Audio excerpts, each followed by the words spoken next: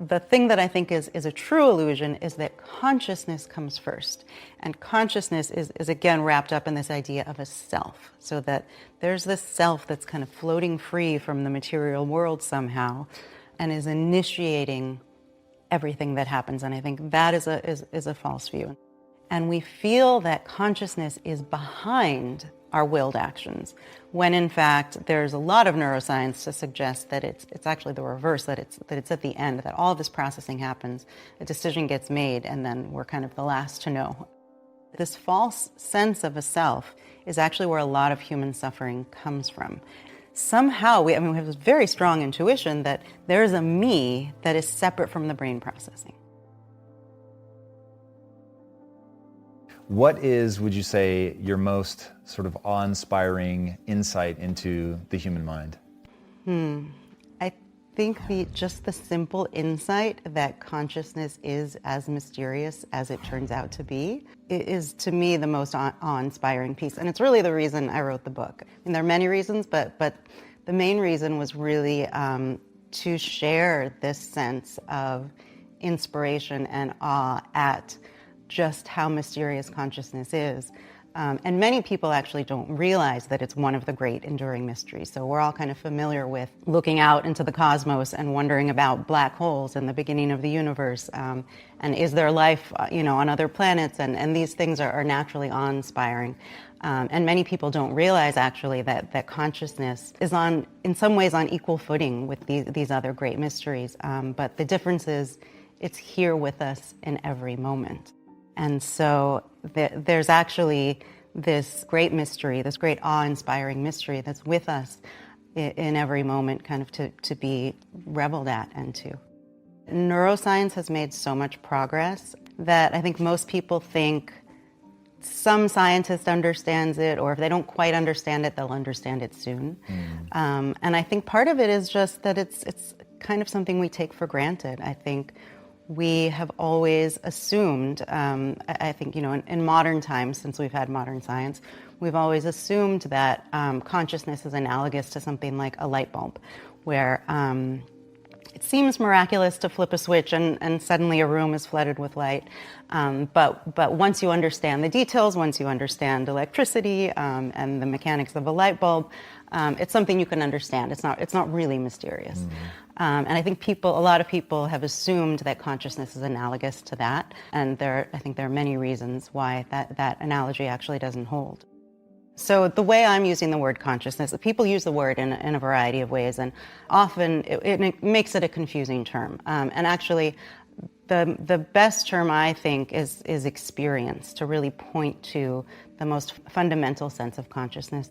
So consciousness simply being experience, whether there is something that it's like to be a collection of atoms in the universe. So we often forget that it's literally true that we are stardust. We are made of the same ingredients of everything else in the universe. And there's this magical fact that when matter gets configured in a certain way, it lights up from the inside, that suddenly there's something that it's like to be that matter. And so many people use the word consciousness to kind of talk about higher order reasoning, self-awareness, things like that.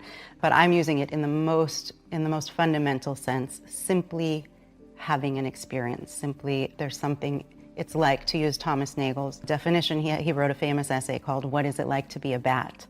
And in that essay, he says, an organism is conscious if there's something that it's like to be that organism. And some people have a hard time with that terminology, but for me, that really kind of gets to the core of this simple definition of consciousness and why it's mysterious. It's fascinating that we have this intuition somehow that this isn't the case, but of course we know that our experience, our conscious experience in this moment, and all of the content that's flooding in through this experience is a result of brain processing. And if you change the brain, the experience changes, the thoughts change, the feelings change. It's all correlated. I think people also experience a lot of relief from this idea that they are responsible for all of that processing too. And so this gets into, when I talk about these examples in my book, I'm specifically talking about two illusions that I think inform our view of consciousness, which is why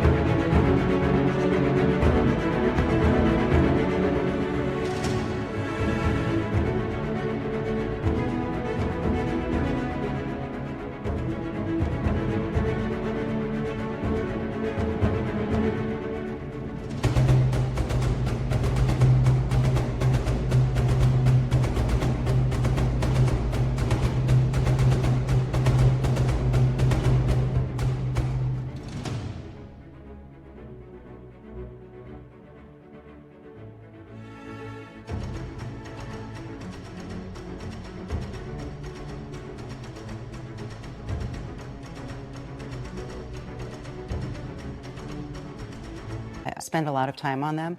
And one is this illusion of conscious will, and one is the illusion of being a self. This false sense of a self is actually where a lot of human suffering comes from. And part of it is what I was just getting at, which is that we have this idea that, even though we understand that we're brain processing, at bottom, somehow we have this very strong intuition that there's a me that is separate from the brain processing. And there can be a lot of guilt and regret and things like this that come about because of kind of a false way of viewing what in fact we are and what our conscious experience is. So the notion of this self that somehow can override whatever the brain is doing, or make decisions somehow. I mean, it's funny. It's an incoherent idea, but we all have it very strongly, and we kind of assume it's there. It's related to the notion of conscious will. I like to distinguish conscious will from free will, only because free will, by my definition, is a much more complex thing, and we could actually talk for a long time, and I could explain why I think there's not much freedom in free will.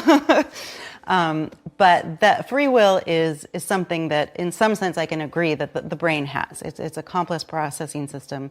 It's responding to all kinds of stimuli and ideas, and can change and mutate and make decisions as a processing device, for lack of a better word. Conscious will is the idea that consciousness is the thing that is the will, that consciousness is the will. So we have, again, it's related to these questions that I ask in the beginning of my book. Is consciousness doing something? And we feel that consciousness is behind our willed actions, when in fact there's a lot.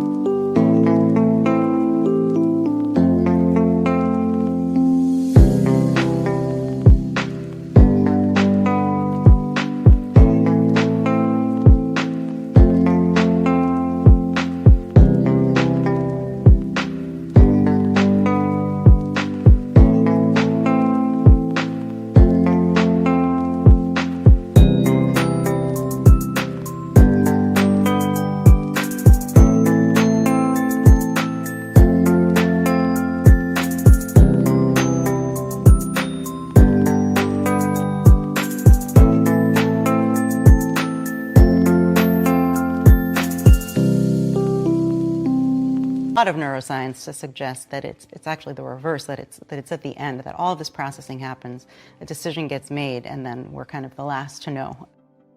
So the brain is not in any way a closed system. Just because our conscious experience is of what the brain is doing doesn't mean at all that the brain is not influenced by ideas.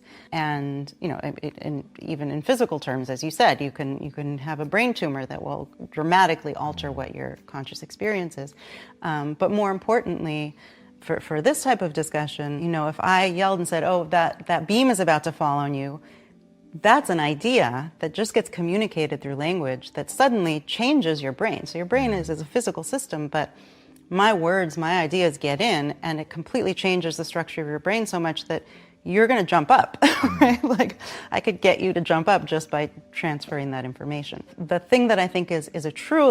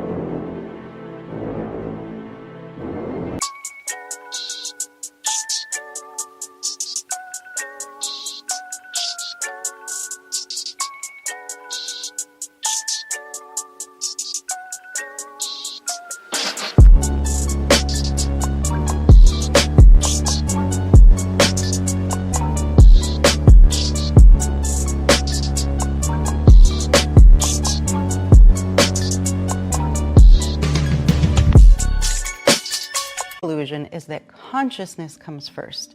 And consciousness is again wrapped up in this idea of a self, so that there's this self that's kind of floating free from the material world somehow and is initiating everything that happens. And I think that is a false view. The focus of my book, which is at its core challenging our intuitions. And challenging intuitions is a very important part of the scientific process. I think it's wonderful for human beings to contemplate in the same way that it's good for us to contemplate all of the mysteries. I also think that mysteries are really uniting. When all of humanity is facing something that they don't understand, I actually think there's something really beautiful about that, and it really connects us in a way. Anytime we gain new knowledge that's groundbreaking, there always seems to be this period of time where we're wrestling with our intuitions, in everything from when we finally understood that the earth is a sphere and not flat, to understanding the germ theory of disease, to understanding that space and time are warped by gravity. These are all things that when we discover them, when we encounter them, they're so counterintuitive. There's always this period of time when scientists are kind of wrestling with their intuitions before they can make progress. Because when things are so counter to our intuitions, we have a hard time accepting them. And so you kind of have to face the same evidence over and over again and then kind of reshape your intuitions in order to think about the world in this new way so that the science can progress. And so I think we're at a place like that with consciousness right now. So I think it's really important for us to be challenging our intuitions about consciousness.